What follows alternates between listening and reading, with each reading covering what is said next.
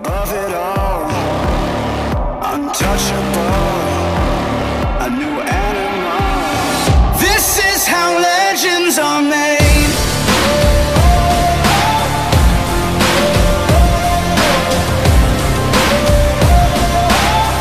This is how legends are made.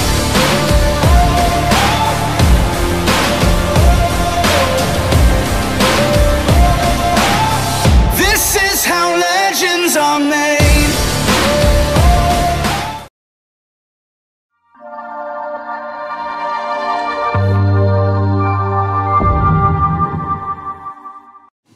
Hey guys, what's going on? It's me, Jeremy. We're here with another week of LSH Live. We've been doing our Colt Starting series, and we're going to continue that. We are about halfway there, about halfway to our first ride. So we take our time in this spot, and I think you should too. Your safety depends on it. Your horse's safety depends on it. And it really is one of those situations where you don't want to rush this part, right? You can take your time this whole way through. You've got lots of time in this horse training process to get it all done. Don't get on Facebook and look at everybody else's horses and panic about your own, because you have no idea what goes on behind the scenes of their program. So it's really easy to get caught up in all the horses on Facebook and all the 2-year-olds going around and see where they're at and compare where you're at to that. And it doesn't work that way. So every horse progresses differently. Everyone's program is a little bit differently beyond this first starting stage. So once we get on their back, it's kind of anybody's game. Horses go through different stages. Some horses, just like people, are really good at math but bad at English, and they got to go back and they got to retake some math classes before they graduate. It's a lot like that when you're starting your 2-year-old. Some of these horses have no problem at all having their faces taken away from them. Some of the horses have a really hard time with that. Other horses are really bad off your feet and don't want to go forward so that they can't drive through your hands. There's all sorts of different stages and all sorts of different spots in this program that every horse is going to take time to figure out. So don't ever feel like, oh, I'm way behind on this horse, because they might catch up really quick in other areas and surprise you. So with this horse, he's been saddled maybe 2-3 times. This is his first time with the tires on. So this is our training wheels. This is the first time he's ever had these on. Pretty standard response here. My job is to make sure that he's continuing to focus on work. So I'm giving him lots of transitions. You can see me breaking him down to a trot, starting him over anytime he misses his leads. If he goes around and he gets his lead correctly, I'm going to let him lope. You can see where he's trying to dive in, swaps that lead behind. He is allowed to counter canter. He is not allowed to cross lead. So the difference there is if both hind legs and front legs are on the same lead, he's good to go, right? We're going to learn to counter canter down the road. We're going to learn how to regular lead circles. So I don't mind him practicing that. But at no time do I ever want him to cross lead. So if he's on one lead in the front, one lead in the back, usually that'll be an outside lead in the hind and an inside lead up front. That will be 90% of the time, and you need to step towards them, push them out of that circle. So that's why we address that first, so that when we do go to put the tires on, we have a way to make him hold the lead behind. So anytime you get into these horses that want to swap leads behind, they want to shear their rib cage to the inside and swing their hip to the outside. That's stepping towards that shoulder, towards that ribs, stand it up, and get them on the correct lead. So our horses will spend probably 2-3 days in the tires, lunging around like this, trying to get quiet. At the end of the probably 3rd day, we're going to put a bridle on him for the first time. Okay, so once I have the control over his body to where I can step into him and he maintains his lead and he understands what that cue is, so that I can keep him going on the circle, I'm ready to put a bridle in his mouth, put the snaffle in his mouth, and hook him to the side with a rubber strap. The key to that is, if I don't have control of his body before I put the rubber strap on him, I'm going to be in a lot of trouble and I'm not going to be able to hold him on a circle. So our next step for this deal, we're going to put the bridle on him. So here I'm using a rubber snaffle. I use a rubber snaffle. I've used a smooth snaffle before, and a rubber tie. So our rubber ties, again, you can find them on our website along with the training wheels. A huge training tool for me, something we use a lot. So I want to have a bit of control over my horse's body, and I need to have some forward motion. So if I have those two things, which is what I've been working on this whole way through, making sure I can push him out of my circle and I can send him forward onto the circle, then I'll be able to put this rubber strap on him and I'll be in good shape. If I do not have that kind of control over my horse, over those two areas, when I put the rubber strap on, I run the risk of him spinning into me because he doesn't respect my space. He doesn't respect me stepping towards him. then he's likely to get the line tangled up around his legs, and it's just gonna be a big old mess. So I wanna have this rubber strap on there, be able to keep him pushed out to the outside of my circle. When you put the rubber strap on for the first time, he's gonna wanna fall in with his shoulders. And the big thing about this is I wanna start separating his head and neck from his shoulders. So he can maintain a circle, he can maintain the shape of the circle with his shoulders without using his neck. And that's a big deal. So when he learns that he does not need his neck to make a circle, so that his neck and his shoulders are separate, we can start putting some arc in his body. Now, I do not want him to fall in with his body, so I've got to keep him pushed out to the outside. That's going to be kind of tricky when you first start this. As he gets more flexible in his body, he's going to be easier to do that with. Still want to make sure that all my down transitions, all my transitions are there. Lunging is still that same basic idea of getting a hold of his brain. This just kind of increases the difficulty level a little bit. So this is going to be more along the lines of when I'm riding him and I take a hold of his face to try to steer him while making him go forward. So I can learn a lot about my horse here in how he wants to break or how he wants to not go forward when we take his face away.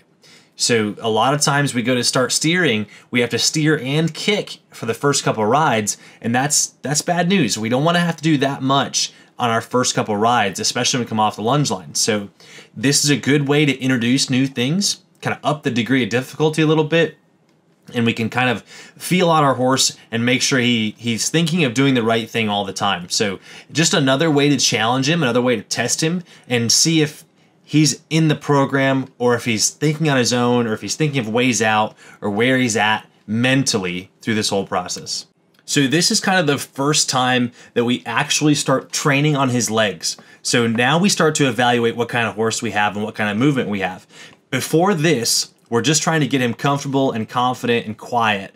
But now it's time to start kind of altering the way he moves, altering the way he carries himself, altering his balance, which is ultimately where his movement comes from. So the way he moves is completely a product of how balanced he is as he goes around.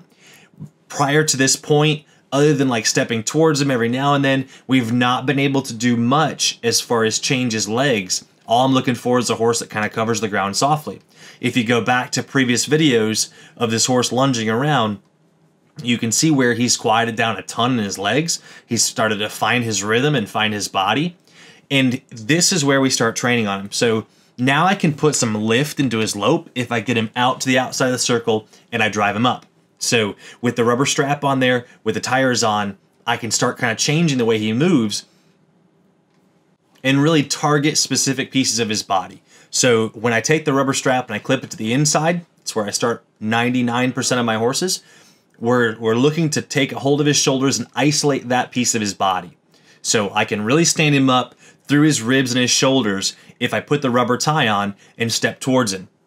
On the flip side of that, if you have a horse like the other horse we have in training, I've been putting the rubber strap on the outside of the saddle and making him keep his hip on the inside and keeping his shoulder stood up using my legs and my body. So we have a couple different buttons here now, and that's all going to help out when I go to ride him because Macy is going to be my lunging person in the middle, and she's going to be able to keep him pushed up on the outside of the circle, which ultimately keeps me a lot safer. So the name of the game here is safety. The name of the game is keeping everything quiet and getting him confident and comfortable. So I can't stress that enough.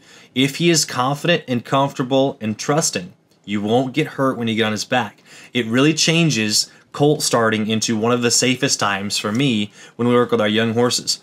There's going to be a lot scarier times when he finds out down the road new, stronger ways to get out of work. Right now, I love having everything be fresh and new, so it's always my request when we get horses in on training, when people send out 2-year-olds and stuff, that they don't handle them. I want to do all this stuff from the ground up. The idea is when he runs into trouble, when he runs into problems under saddle or on the ground here, I can establish a leadership position a lot easier if he doesn't know what he's doing and he makes mistakes than if he thinks he knows and I've got to take things away from him. So it's a big difference in your horse's life whether you're teaching them new things or whether you're retraining old things. And that difference really caused a lot of problems and a lot of friction with our horses and horse owners because they think that they're helping me out by teaching that horse how to lunge. I'm going to have to reteach it how to lunge and how to do all these things, if only for the simple reason to keep myself safe. So I'm never going to climb on his back and ride him around day one if you tell me you taught him how to lunge and he's been saddled.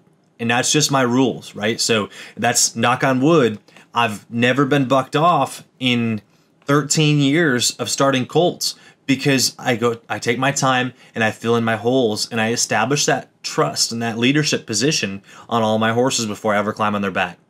So now we can start evaluating our horse's movement a bit. I really like the way this horse stands up in his shoulders. He's got good shape through his body, keeps his legs really close to the ground. Missed his lead there, he kind of breaks down. We're going to break him and ask him to lope back up right away. Takes him a little bit longer than I'd like here to get loping off, but always observing our horse. Okay, so when I put the strap on him for the first time, I'm watching, is he pulling all over the bridle? Is he fighting the strap? Is his mouth gapping? Is he mad about the bit? Or what's happening in his world? So as I do these transitions, every day on transition, I'm looking for him to take a big puff of air, lick and chew, relax. That's what I really want to see. Sometimes it doesn't work that way with these older horses, and you've got to just kind of give them a little bit more challenging process. So I might take that rubber strap and make it a little bit shorter, use one of the smaller ones, or do more transitions or lope a little bit harder, give him a little bit bigger job, whatever the case may be. But the big thing about that is I'm not trying to force him to do those things. You're never going to make your horse take a puff, and you're never going to make him relax. So no matter how much you try, you'll never be able to make him do those things. And when you start training looking for those kind of things, when you start training to watch whether he's relaxed through the training process or not, then it really changes your outlook and it changes the way you go about things. Because I'm no longer looking to make him do anything, because I know deep down that I can't force him to do anything I don't want him to do. So I've got to just kind of work with him and try to get him to figure that piece out on his own. And that's probably the hardest thing about this whole deal, is get your horse to figure it out on their own so that they're more likely to repeat it next time. If I force him to do it, he's probably not going to do it the way I want him to next time. If he does it on his own and figures his own way out, then it'll stick in his mind, and it won't matter if you do 30 days here and give him 6 months off, you'll be able to pick up right where you left off.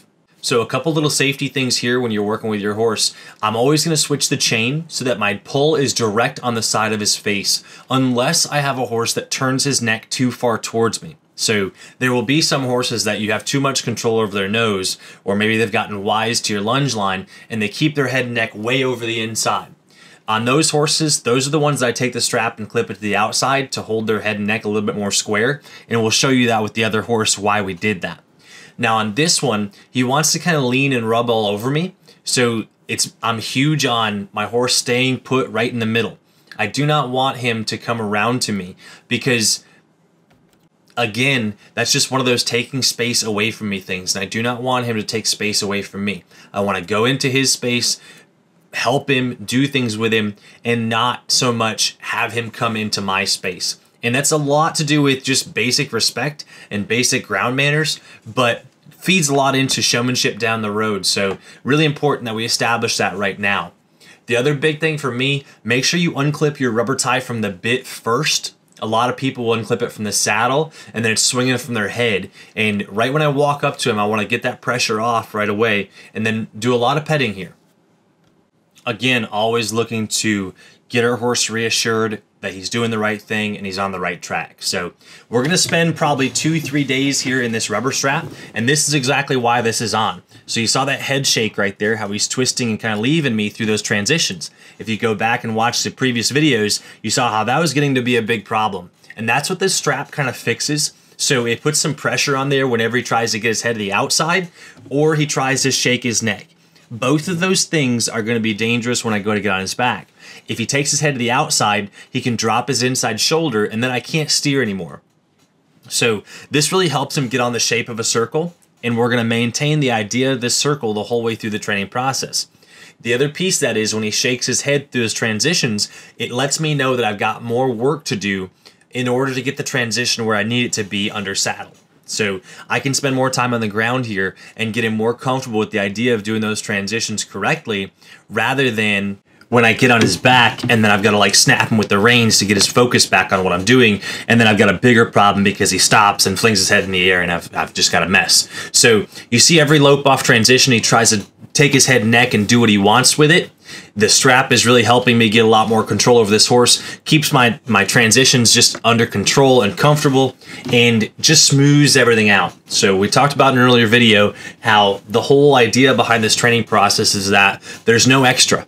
So this is lope off and take your legs and go from a trot to a lope, not take your legs, go from trot to a lope and fling your head in the air and shake your nose. So we do tons of transitions in order to get that figured out. If he shakes his head, I just make a mental note of it, and we're going to do more of them. So I'm not going to shank him for shaking his head. I'm not going to even identify that behavior and address it, because that to me is like getting in a debate with your horse. When you take your hand, you shank on him for shaking his head, then you just get in this weird pulling match with your horse, this weird debate. And a lot of times what will happen is your horse will get wise to it, and they'll actually take their neck and move it towards your hand every time you pull, so that you don't have any leverage on them. If there's ever a time that I do have to shank this horse hard, I want to make sure that it means something to him and it really rocks his world. I do not want him desensitized to that. Just like the whip, right? We talked about that in one of the All-Star videos, using the whip correctly. I don't want him to get desensitized to the whip. It needs to rock his world if we come into him with it, because again, it's just going to keep me safe down the road. So that's it for this week's video, guys. Thank you so much for tuning in, being a part of this deal. We wouldn't be able to do this without you, and we appreciate you all so very much. Again, as always, if you have any questions, comments, concerns, send us a message. It's super cold these days, so any excuse that we have to stay in the house to answer you guys' questions is a good one for us. So awesome. This is it, guys. Have a great week. We'll see you in the next video. There is no time to waste. I've got that lightning inside me. This is how legends are made.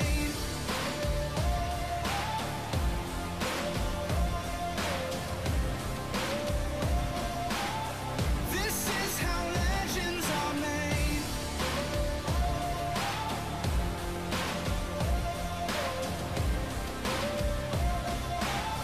This is how legends are made. I'm cranking up on the throttle, victory is mine. Show you the harder the battle, harder I fight. I've come too far to quit. Step back, I'm going in. I'm cranking up on the throttle. This is how legends are made.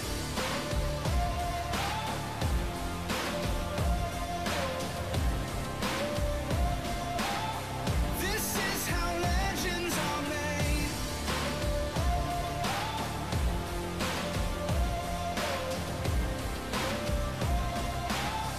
This is how legends are made.